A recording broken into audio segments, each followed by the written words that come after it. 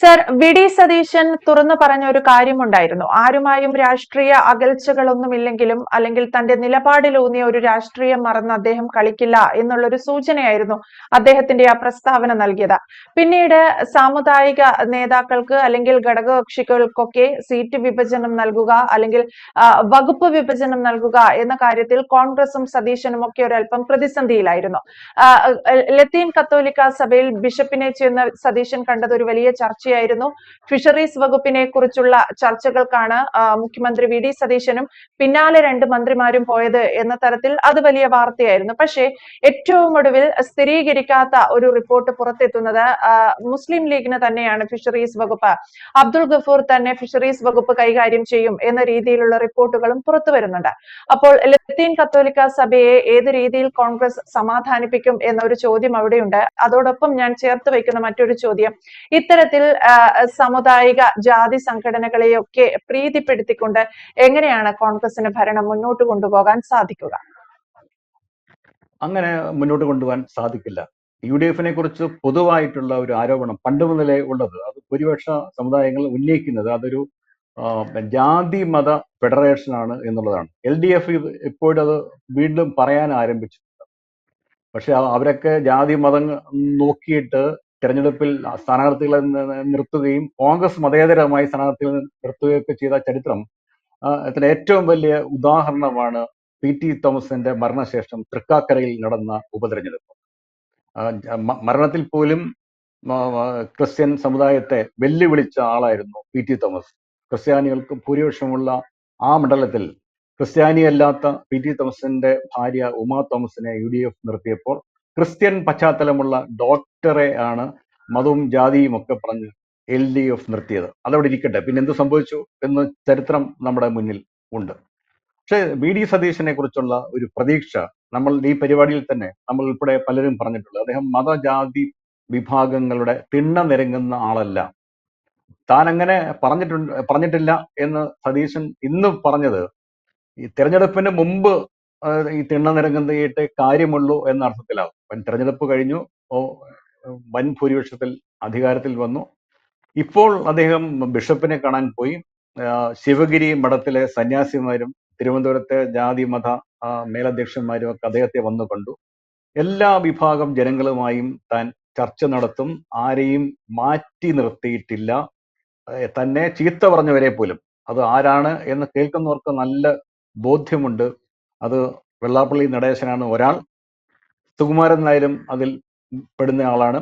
അവരുമായിട്ടൊക്കെ അവരെ കാണുന്നതിലോ പ്രശ്നങ്ങൾ ചർച്ച ചെയ്യുന്നതിലോ അങ്ങനെയാണ് വേണ്ടത്. ഒരു സംസ്ഥാനത്തിന്റെ മുഖ്യമന്ത്രിയാണ്, ഭരണ സാന്നിധ്യം വഹിക്കുന്ന ആളാണ്. പക്ഷെ ഒരു കാര്യം കൂടി അദ്ദേഹം പറഞ്ഞു, അതിലാണ് ഇതിന്റെ സാരസ്യം മുഴുവനുള്ളത്. നിലപാടുകളിൽ ഒരു മാറ്റവുമില്ല, ഞാൻ അതിൽ ഉറച്ചു നിൽക്കും, യു ഡി എഫ് അതിൽ ഉറച്ചു നിൽക്കും. കാര്യം അതാണ് ജനാധിപത്യ സമ്പ്രദായത്തിൽ നമ്മൾ അനുകരിക്കേണ്ട മാതൃക. എല്ലാവരെയും കേൾക്കുക എന്നുള്ളതാണ്.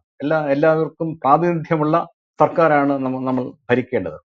പക്ഷേ അങ്ങനെയുള്ള ഒരു നിലപാടെടുക്കുമ്പോഴും മുൻകാലങ്ങളിൽ യു ഡി എഫിന് പറ്റിയിട്ടുള്ള ചില ഇടർച്ചകളുണ്ട്. അത് ചരിത്രത്തിൽ കറുത്ത അധ്യായങ്ങളായി നിലനിൽക്കുന്നു. ഇപ്പോഴത്തെ ആഭ്യന്തര വകുപ്പ് മന്ത്രിയായ രമേശ് ചെന്നിത്തല 2ാം ഉമ്മൻചാണ്ടി മന്ത്രിസഭയിലാണ് വളരെ വൈകി. 2021 2ാം ഉമ്മൻചാണ്ടി മന്ത്രിസഭ വരുന്നു. 2014 രമേശ് ചെന്നിത്തല ആഭ്യന്തര വകുപ്പ് മന്ത്രിയാകുന്നത്. KPCC അധ്യക്ഷനായിരുന്നു അദ്ദേഹം ആ സമയത്ത്. എങ്ങനെ അദ്ദേഹം ആഭ്യന്തര വകുപ്പ് മന്ത്രിയായി? സുകുമാരൻ നായർ രംഗപ്രവേശനം ചെയ്തു. ഒരു ദിവസം ഇപ്പോഴും ആ വീഡിയോ ഒക്കെ നെറ്റിൽ ഇങ്ങനെ ഓടുന്നുണ്ട്. താക്കോൽ സ്ഥാനത്ത് ഒരാളെ തങ്ങളുടെ ഒരാളെ പ്രതിഷ്ഠിക്കണം.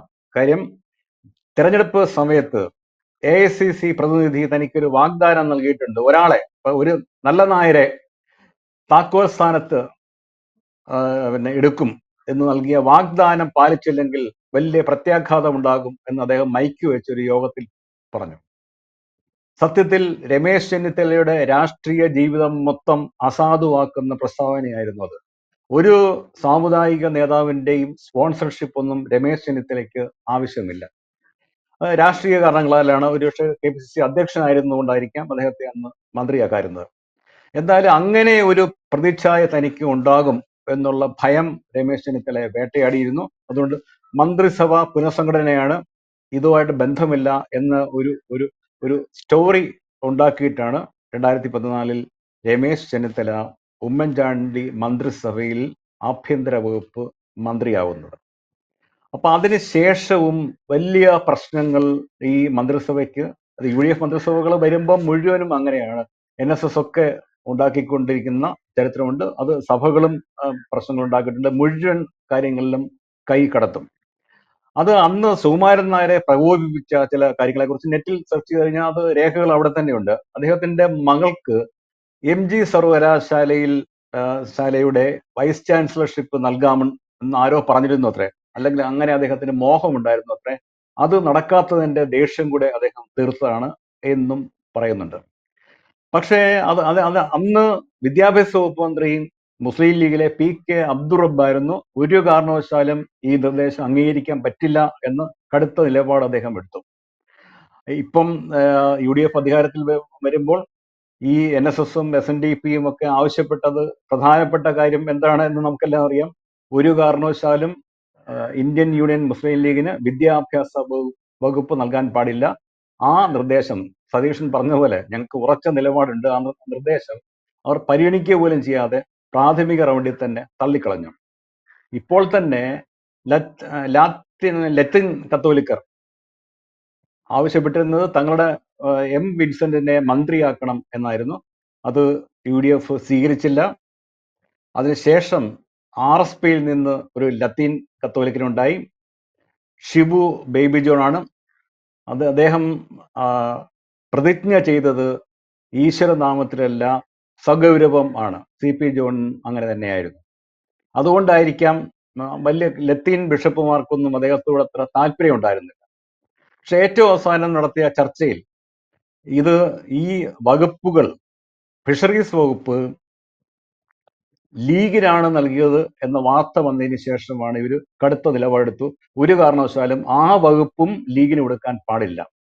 അതിൻ്റെ ഒരു തുടർച്ചയായിട്ടായിരിക്കാം അവിടെ അവലാതി കേൾക്കാനായിട്ട് ബിഷപ്പ് ഹൗസിലെ മുഖ്യമന്ത്രി പോയി, പിന്നാലെ 2 മന്ത്രിമാർ പോയി, വകുപ്പ് വിഭജന ചർച്ച നീണ്ടുപോയത്. പക്ഷെ ഇപ്പോൾ പുറത്തു വന്ന റിപ്പോർട്ട് അനുസരിച്ച് ആ ആവശ്യവും VD സതീശൻ സർക്കാർ അല്ലെങ്കിൽ UDF അംഗീകരിച്ചില്ല. അബ്ദുൽ ഗഫൂർ ഇന്ത്യൻ യൂണിയൻ മുസ്ലിം ലീഗിന്റെ മന്ത്രിക്ക് തന്നെയാണ് ഫിഷറീസ് വകുപ്പ് നൽകിയിട്ടുള്ളത് എന്നാണ് അറിയാൻ കഴിഞ്ഞത്. ഇങ്ങനെ ഉറച്ച നിലപാടുകൾ എടുക്കാനാണ് തീരുമാനമെങ്കിൽ തീർച്ചയായിട്ടും നമ്മളതിനെ പിന്തുണയ്ക്കേണ്ടതാണ്. കാര്യം ജാതി മേധാവികളുടെ തിണ്ണനിറങ്ങൽ എന്ന് പറയുന്നത് വിനീത വിധേയരായി അവർ പറയുന്നത് മുഴുവൻ കേട്ടു നിൽക്കണം. തങ്ങളാണ് കിങ് മേക്കേഴ്സ് എന്നൊരു ഭാവം അവർക്കുണ്ട്. പണ്ടും അങ്ങനെയാണ്. ഞങ്ങളാണ് ഭരിക്കുന്നത്, അവർക്കൊന്നും ഒരു വോട്ടുമില്ല, ഒരു സ്വാധീനവുമില്ല എന്ന് പല ആവർത്തി 2026 തെരഞ്ഞെടുപ്പിൽ ഉൾപ്പെടെ അസന്നിഗ്ധമായി പ്രഖ്യാപിച്ചിട്ടുണ്ട് കേരളത്തിന്റെ സമൂഹം. പക്ഷെ അവരൊന്നും റീജിയണൽ സത്രം എന്ന് ഇംഗ്ലീഷിൽ പറയുന്ന ജാതി മത ഗോത്ര തലവന്മാരായി സ്വയം നടിക്കുന്ന ആൾക്കാരാണ്. അപ്പൊ അവരെയൊക്കെ ഇങ്ങനെ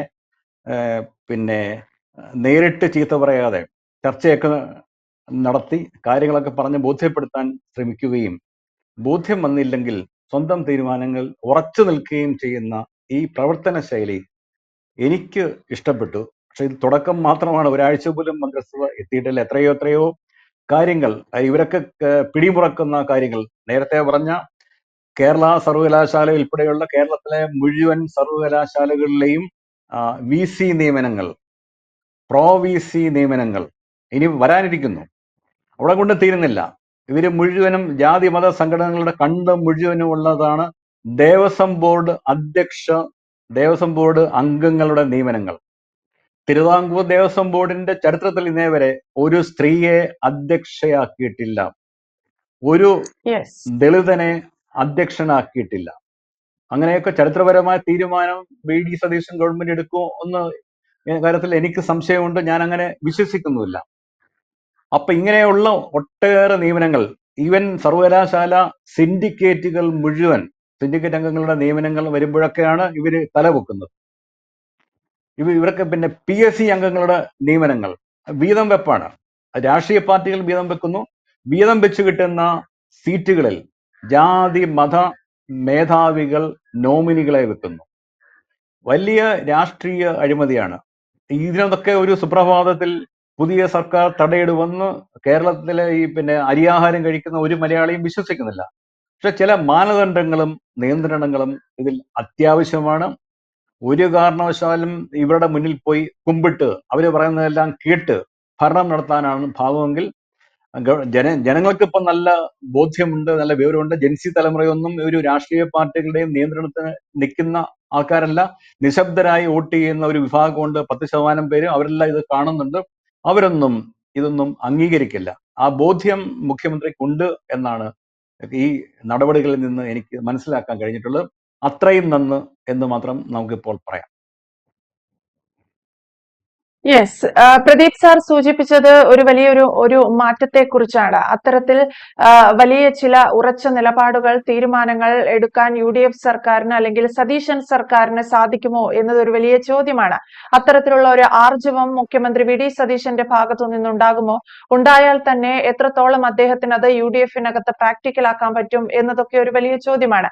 എന്തായാലും ഇത്തരത്തിൽ ലത്തീൻ കത്തോലിക്ക സഭയും മുസ്ലിം ലീഗും ഇതിൽ ആർക്കായിരിക്കും ഫിഷറീസ് വകുപ്പ് എന്ന കാര്യത്തിൽ വലിയൊരു തർക്കം തന്നെ നിലനിന്നിരുന്നു. ഏറ്റവും ഒടുവിൽ ഇതാ അബ്ദുൾ ഗഫൂറിന്റെ പേരാണ് ഉയർന്നു കേൾക്കുന്നതും. അപ്പോൾ മുസ്ലിം ലീഗിലേക്ക് ആ വകുപ്പ് പോകുന്നു എന്നുള്ളതാണ്. വകുപ്പ് വിഭജനത്തെ ചൊല്ലിയുള്ള തർക്കം അതിരൂക്ഷമായിരിക്കുന്ന ഒരു സാഹചര്യത്തിൽ ഇത്തരത്തിലുള്ള ഒരു തീരുമാനം കൂടി UDF-ന്റെ ഭാഗത്തു നിന്നുണ്ടാവുകയാണ്. വ്യക്തമാണ്. Thank you sir. കൂടുതൽ വാർത്തകളും വിശേഷങ്ങളും നിങ്ങളിലേക്ക് എത്താൻ ABC മലയാളം സബ്സ്ക്രൈബ് ചെയ്യുക, ബെൽ ബട്ടണും അമർത്തുക.